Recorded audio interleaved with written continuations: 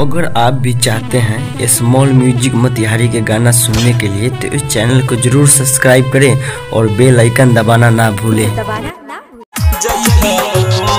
बरखा भइल खेत में भरल बा पानी, घरे ना बढ़े हमार राजा जान। बरखा भइल खेत में भरल बा पानी, घरे ना बढ़े हमार राजा जानी।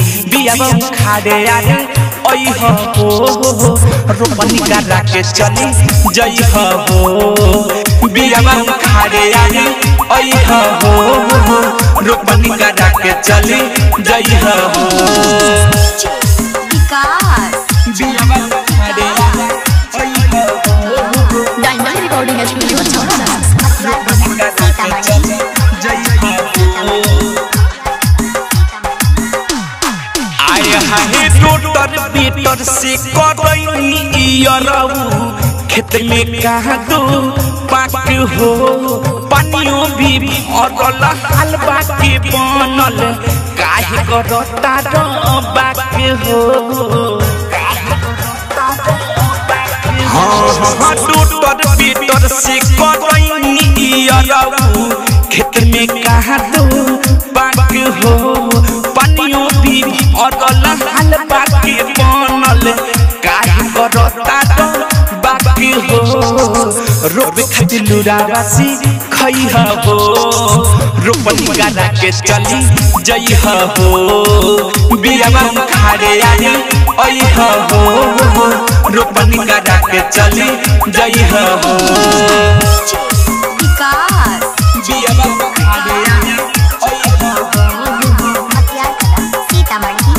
रोपनी करा के चली जई हो।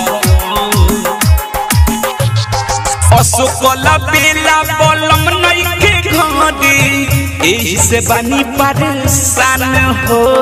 सुनई अरबू राइटर मिसाइल, मिठू के रूपे के बहान हो। मिठू के रूपे के बहान हो। असोकला बेला बलम नई के घरे, एही से बानी परेशान हो। सुनई अरबू मिट्टी के रूपे के धान हो। हेंगमा तू खेत में है नहीं हो, रोपनी करा के चली जई हो। बियाबा खाड़े आए ओई हो रोपनी करा के चली जई हो। बरखा भइल खेत में भरल बा पानी, घरे ना बढ़े हमार राजा जान। बरखा भइल खेत में भरल बा पानी, घरे ना बढ़े हमार राजा जानी। बियाबा खाड़े आए ओई हो रोपनी करा के चली जई हो।